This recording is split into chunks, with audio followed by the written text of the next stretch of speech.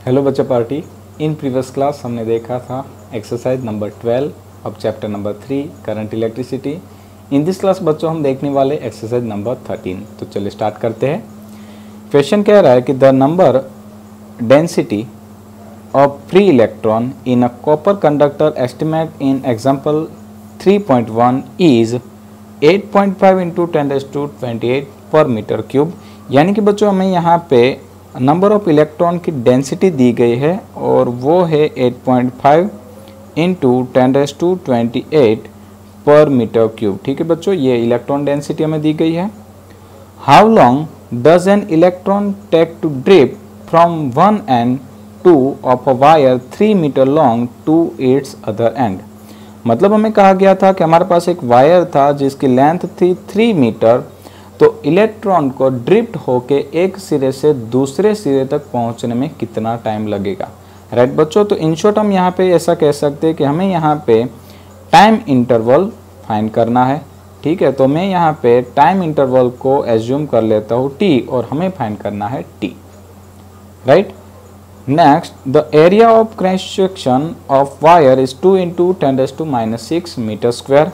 Area भी note कर लेते हैं भाई, 2 into 10⁻6 meter square and it is carrying a current of 3 ampere। और इलेक्ट्रॉन जो ड्रिफ्ट हो रहा है उसके कारण करंट भी इंड्यूस हो रहा है और उसका मैग्नीट्यूड है 3 एम्पियर। ठीक है बच्चों, तो चलिए अब हम यहाँ पे एक बार गिवन डेटा पे नजर कर लेते हैं। गिवन डेटा क्या दिया है? पहला दिया है electron density, length of the wire, cross section area of the wire and current, और हमें फाइंड आउट करना है time interval for electron to dip one end to other end. ठीक है, कैसे करेंगे ध्यान दीजिए। सबसे पहले नोट करना है कि इलेक्ट्रॉन जो है वो ड्रिफ्ट हो रहा है, यानी कि उसके पास ड्रिफ्ट स्पीड अवेलेबल होगी। ठीक है, तो मैं यहाँ पे नोट करता हूँ फॉर ड्रिफ्ट स्पीड। अब देखिए ड्रिफ्ट स्पीड का फॉर्मूला होता है बच्चों Vd is equal to length upon time. ठीक है, ऐसा होता है ना, लेंथ अपॉन टाइम।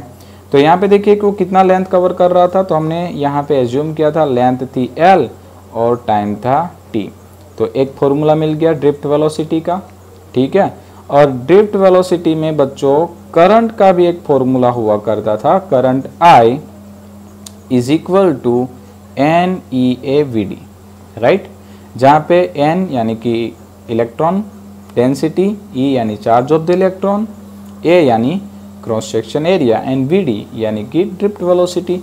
तो बच्चों हम क्या करेंगे, यहाँ पे Vd की वैल्यू को पुट कर देंगे, तो NEL अपॉन T, और जैसे कि मैं T को फाइंड आउट करना था तो हम उसे सब्जेक्ट बना लेते, तो ये हो गया NEAL अपॉन I।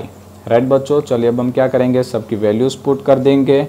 N की वैल्यू कितनी थी 8.5 into 10⁻28, charge of the electron 1.6 into 10⁻19,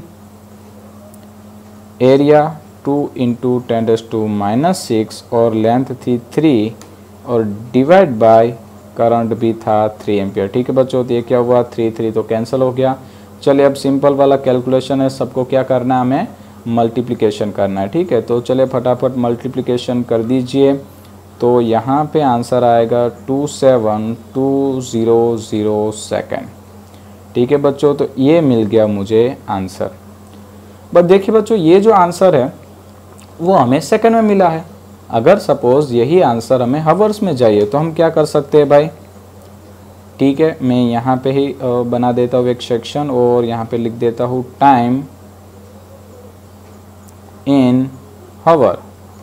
ठीक है, तो हम क्या करेंगे, ये जो हमारे पास आंसर आया था उसको 3600 से डिवाइड कर देंगे। ठीक है बच्चों, तो ये आंसर हमारे पास आ जाएगा वापस से 7.556 हावर। लीजिए, तो ये आ गया हमारा आंसर हावर में। तो आपको जो भी मांगा हो आप नोट कर सकते हो, सेकंड में लिखो तो भी गलत नहीं है, हावर्स में लिखो तो भी गलत नहीं है। ठीक है, क्योंकि हमें यहाँ पे कोई क्लासिफिकेशन नहीं किया था। ठीक है बच्चों, तो आई होप ये क्वेश्चंस आपको अच्छे से समझ में आया है। इन नेक्स्ट क्लास बच्चों हम मिलेंगे एक्सरसाइज नंबर 14 के साथ। Thank you.